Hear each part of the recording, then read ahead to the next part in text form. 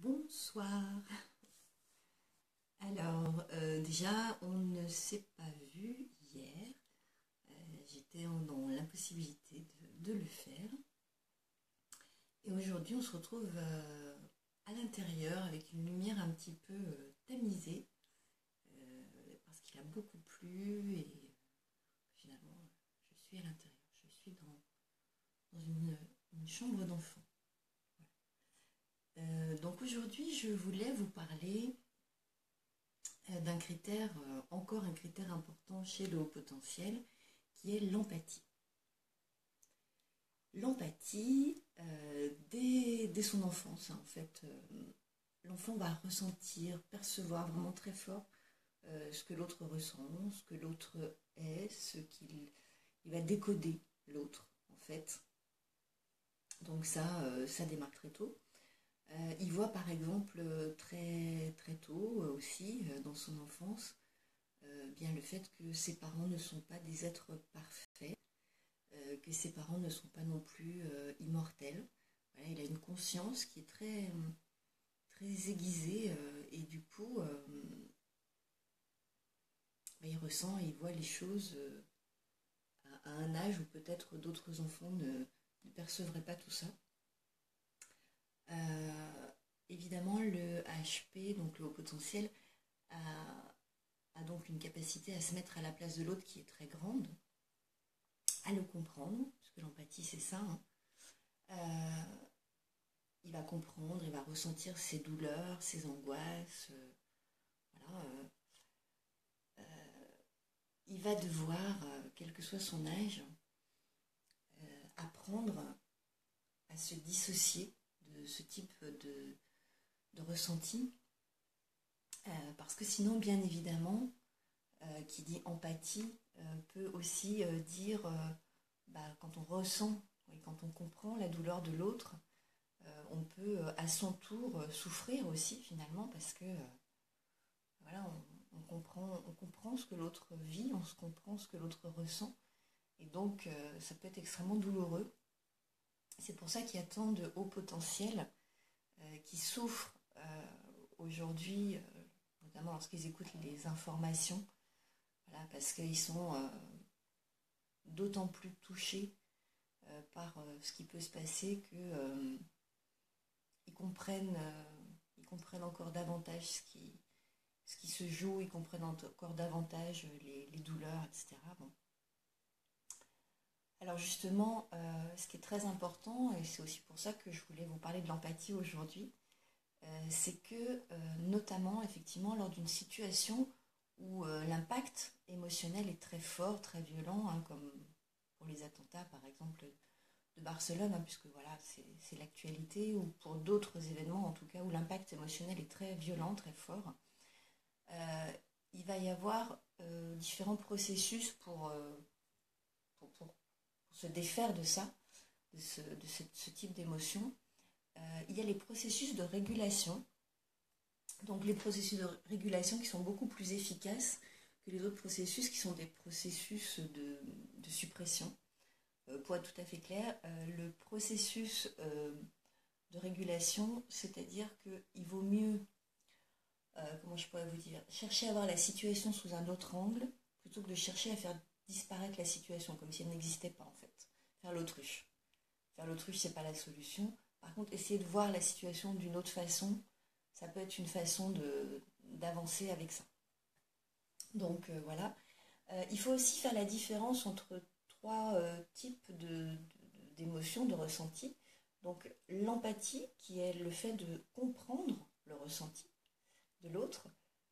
Il y a la sympathie, c'est simplement de partager le vécu émotionnel de l'autre. Et puis il y a la compassion. La compassion, c'est souffrir avec l'autre et vouloir aider.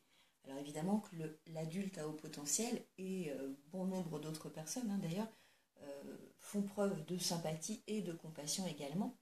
Mais là, on parle d'empathie, c'est-à-dire vraiment la compréhension des choses.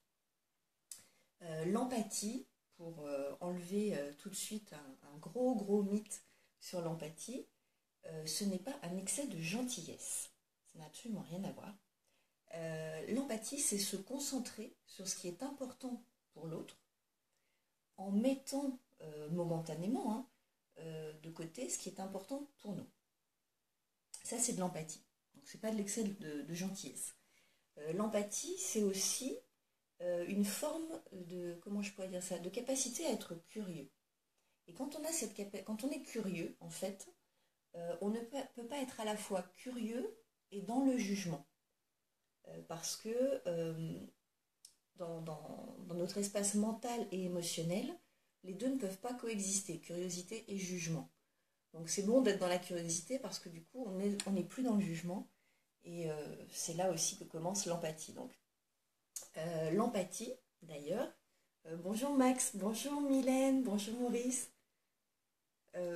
L'empathie, c'est également, parce qu'évidemment on parle beaucoup de l'empathie comme étant une souffrance vécue chez le haut potentiel, mais l'empathie c'est aussi une belle qualité, notamment au travail, parce que, elle m'énerve cette perche, elle me fait mal à la main, c'est une belle qualité au travail parce que c'est un véritable plus pour appréhender les demandes de l'autre, c'est-à-dire que c'est une véritable compétence émotionnelle et sociale.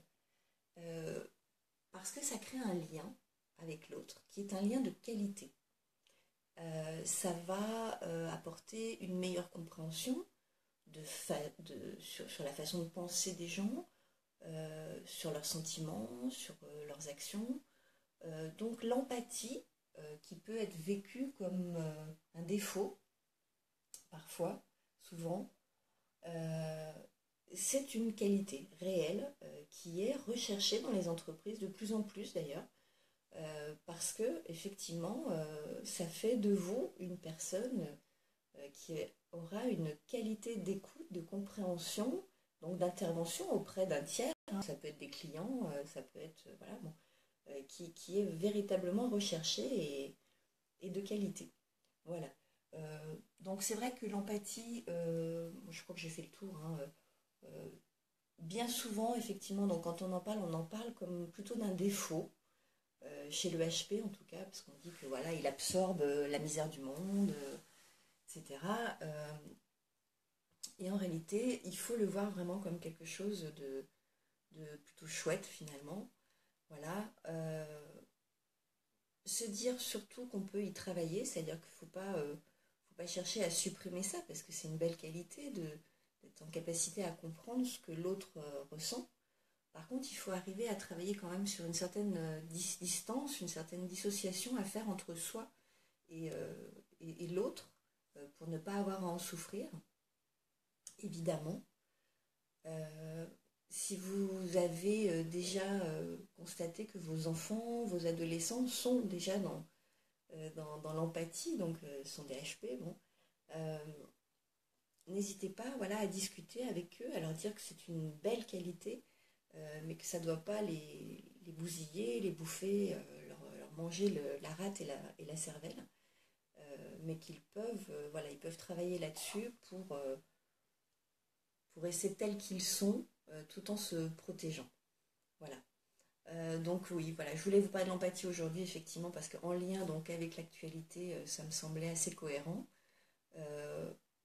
Et puis voilà, parce que je pense que on a souvent tendance à le confondre, comme je vous l'ai dit, avec la sympathie ou la compassion ou à le discréditer un petit peu ce terme d'empathie en disant ouais, c'est des gens, ils absorbent tout, ce sont des éponges, gna gna, c'est pas ça du tout. Donc voilà, c'était important pour moi de partager avec vous sur ce sujet. Il y aurait encore beaucoup à en dire sur l'empathie, mais je crois vous avoir dit le plus important. Si vous avez des questions, n'hésitez pas, évidemment.